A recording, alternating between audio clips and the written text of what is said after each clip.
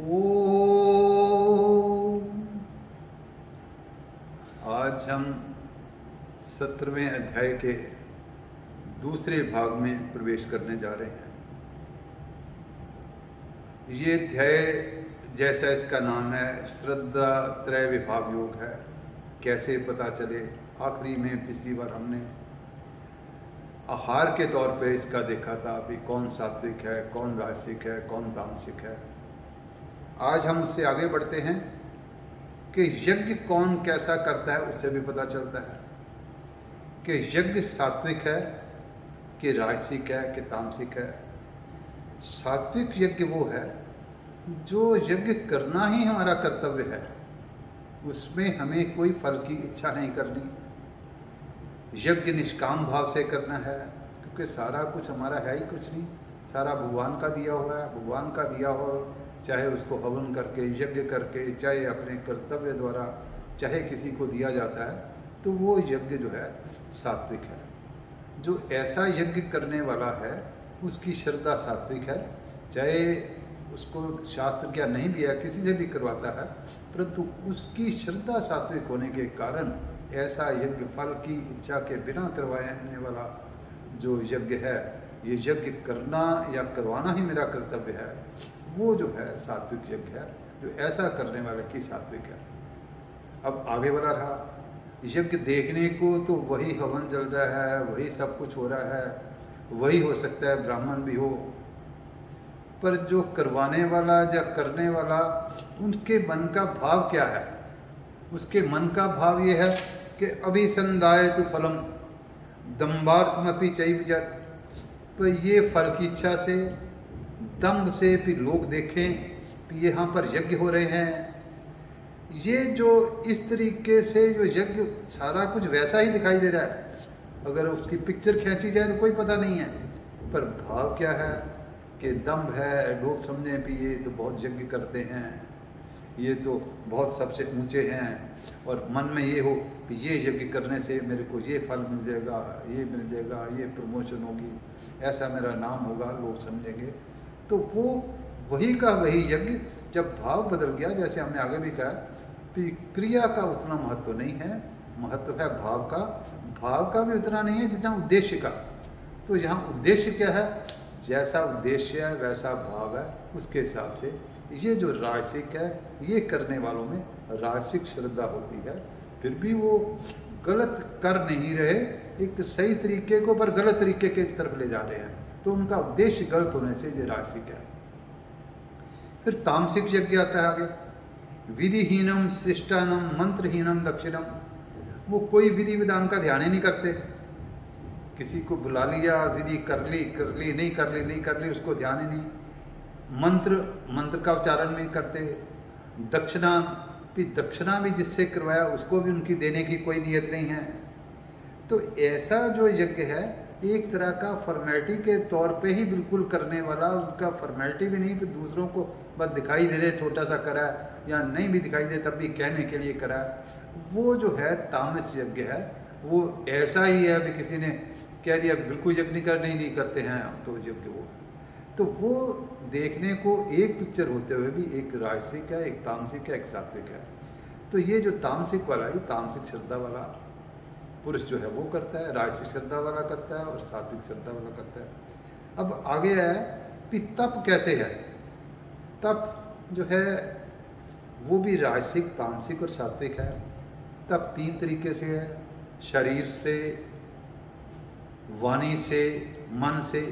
शरीर से क्या तप है? शरीर से पे देवी द्विज गुरु प्राज्ञ पूजनम, पे देवता की पूजा करनी, द्विज ब्राह्मण की पूजा करनी, ज्ञानी की पूजा करनी, अपने गुरु की पूजा करनी, जो अपने से उम्र में बड़े हैं, ज्ञान में बड़े हैं, उनकी पूजा करनी, अपने मन को पवित्र रखना, ब्रह्मचर्य में रहना। ब्रह्मचर्य के 2 हैं, एक तो हर टाइम ब्रह्म में सदा सोचते रहना ब्रह्म के बारे में, और दूसरा अगर मैथुन आदि करने का भी।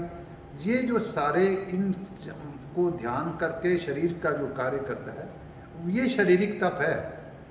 पर शरीर को मैथुन से भी रोकना, गुरु की भी पूजा करनी, ये संयमित जब होगा, भगवान की भी पूजा करनी, पवित्र भी रखना और आर्जव सरलता भी रखनी, ये सारे जो प्रयत्न करके ऐसा करता है, ये शरीर का तप है।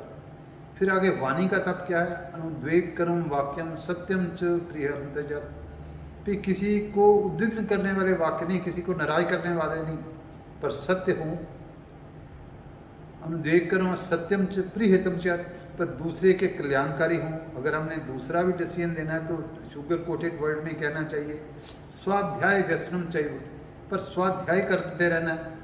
स्वाध्याय पे भगवान का नाम लेना, शास्त्र आदि का अध्ययन करना, ऐसे में जो अपने वाणी को लगाए रखता है, ये वाणी का तप है।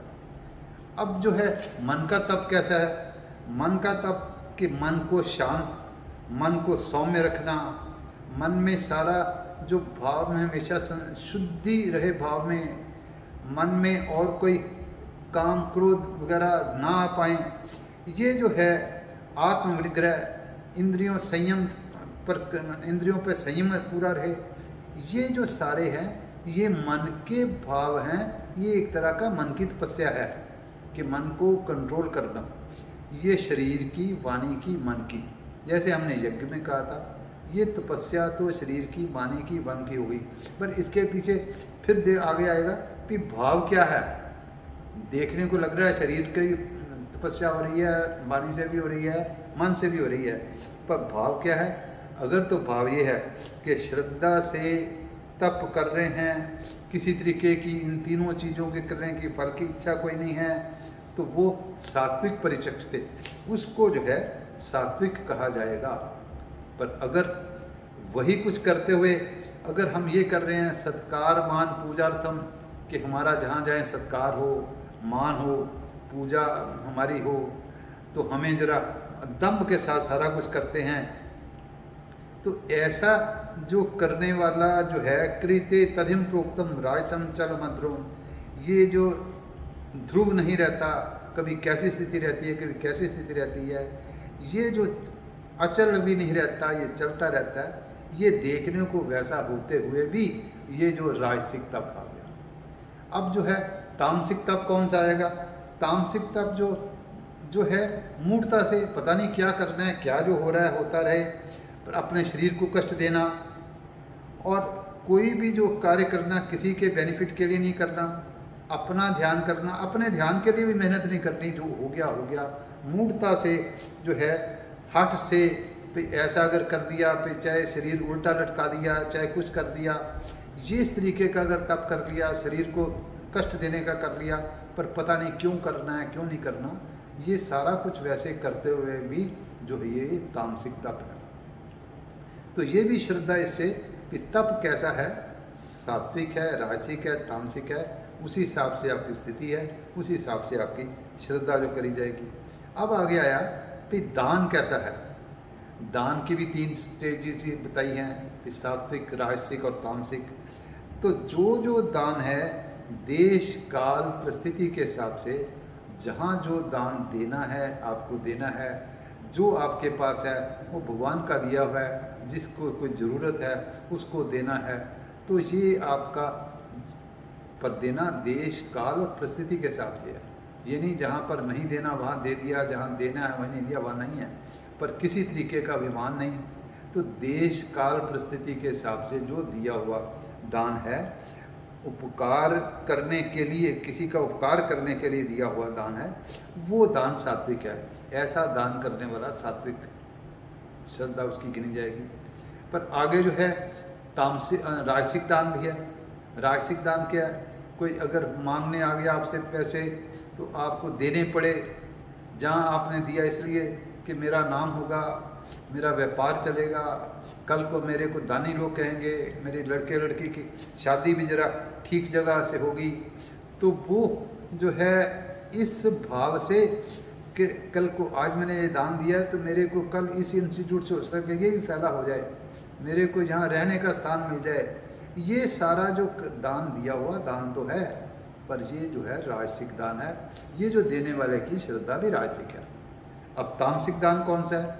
जो देश काल पात्र का कोई ध्यान करे बिना ही किसी जगह नहीं देना वहाँ दे दिया, चाहे मलेच्छों के जगह दे दिया उसको, चाहे कोई गाय को दे दिया, चाहे उसको कत्ल खाने में ले जा रहे हैं, अपनी तरफ से सोचा समझा है ही नहीं। ये जो दान है ये पे जहाँ ज़रूरत नहीं है वहाँ दे दिया, तो अपने नाम वाम का ध्यान है और अपना जो है ब्रेन, जो अपना इंटेलेक्ट विवेक लगाया ही नहीं। ये जो दान है ये तामसिक दान है।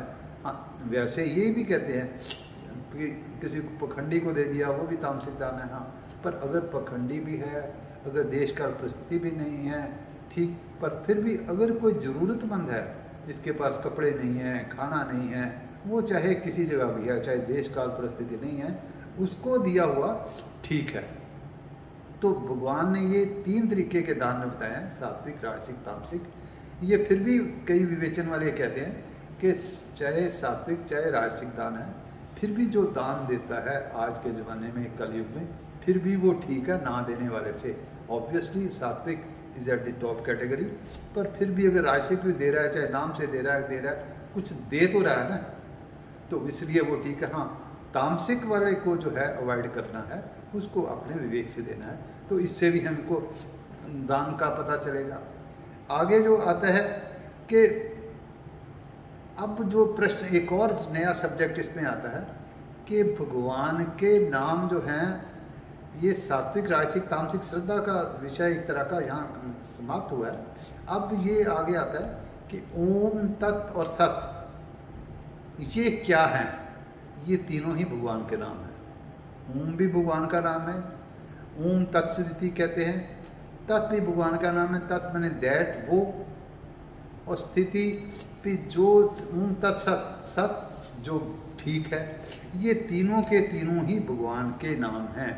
ओम तत्सदिति निर्देशा ब्रह्म नस्त्र विद्यामिता, इससे कहते हैं ये सारे भगवान के नाम हैं। इसी से वेद भी इसी से आए हैं, यज्ञ भी इसी से आए हैं, ब्राह्मण भी इसी से आए हैं।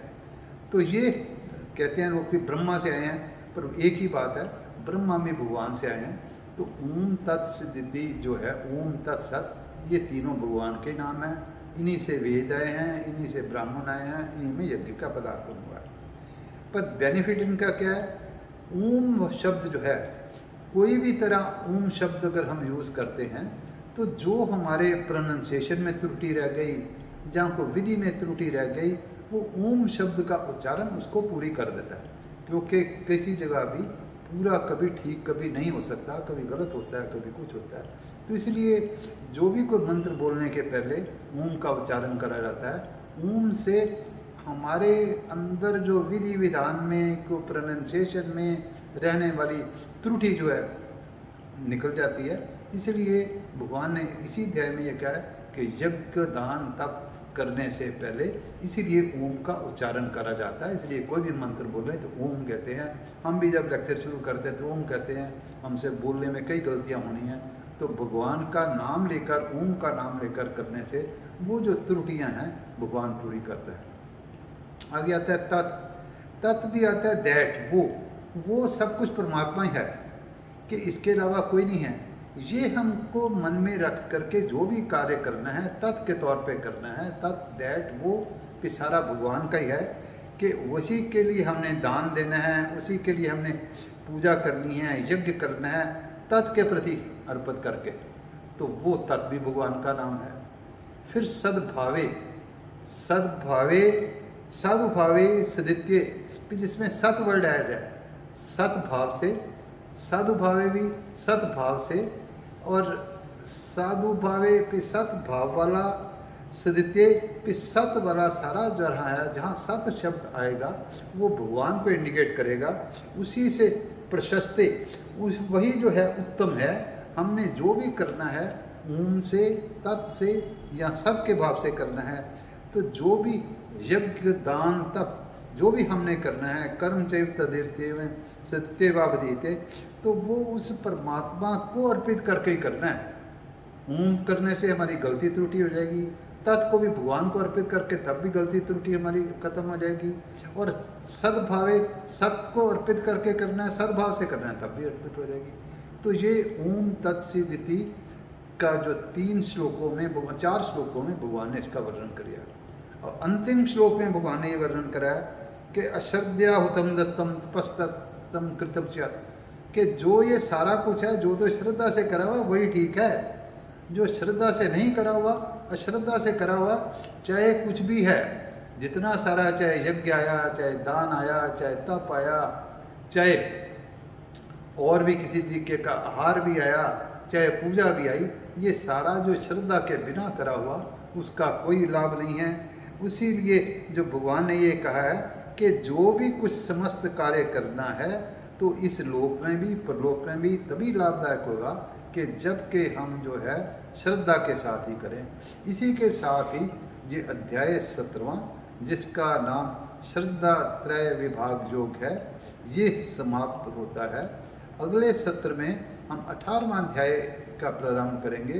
18वां अध्याय जो है एक तरह का सारी गीता का ही दोबारा इम्पोर्टेंट पॉइंट्स उस विषय उसमें डिस्कस करके उसका सारा सार है, उसको हम हो सकता है 4-5 सत्र में करें। तो 18वां अध्याय अगली बार शुरू करेंगे। इसी से हम 17वें की समाप्ति करते हैं। सर्वे भवन्तु सुखिनः, सर्वे सन्तु निरामयाः, सर्वे भद्राणि पश्यन्तु, मा कश्चित् दुःखभाग् भवेत्।